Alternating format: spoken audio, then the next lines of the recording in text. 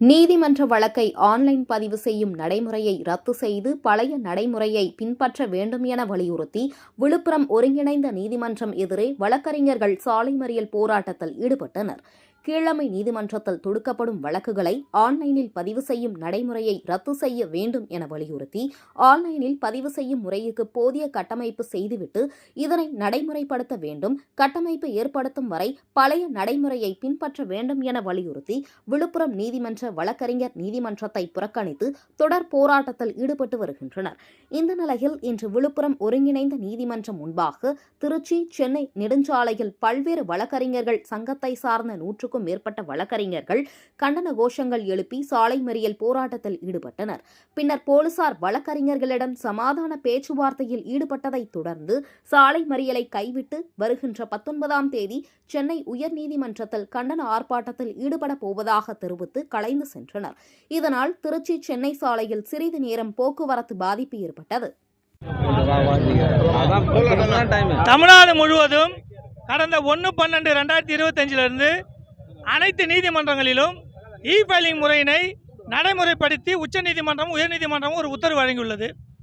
அதற்கான எந்த அடிப்படை வசதியும் உயர்நீதிமன்றத்திலே கிடையாது.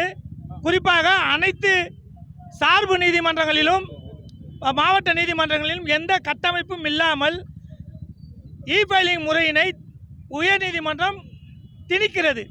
இதனால் வழக்காளிகளும் பொதுமக்களும் பெரும் பாதிப்புக்குள்ளாகிறார்கள். இது தொடர்பாக 1/12/2025 இன்று வரை தொடர்ந்து நாங்கள் வழக்கறிஞர்கள் தமிழ்நாடு முழுவதும் பல்வேறு கட்ட போராட்டங்களையும் ஆர்ப்பாட்டத்தையும் உண்ணாவிரதம் போன்ற பல்வேறு போராட்டங்கள் நடத்தியும் உயர்நீதிமன்றம் செவிசாய்க்கவில்லை. இதனால் வழக்காளிகள் பொதுமக்கள் பெருமளவில் பாதிக்கப்படுகிறார்கள்.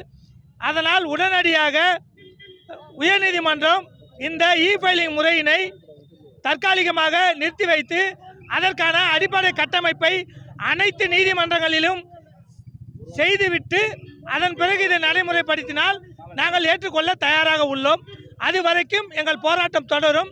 வரும் 19/12/2025 அன்று உயர்நீதிமன்றத்தில் தமிழ்நாடு முழுவதும் உள்ள அனைத்து வழக்கறிஞர்களும் உயர்நீதிமன்றத்தை முற்றுகையிட்டு போராட்டம் நடைபெற உள்ளது என்பதை பணிவுடன் தெரிவித்துக் கொள்கிறோம். விழுப்புரத்தில் இன்னைக்கு ஆர்ப்பாட்டம் மற்றும் சாலை மறியலில் ஈடுபட்டு உள்ளோம். வழக்கறிஞர் மு. காளிதாஸ், விழுப்புரம், தமிழ்நாடு புதுச்சேரி கூட்டமைப்பின் மாநில பொருளாளர்.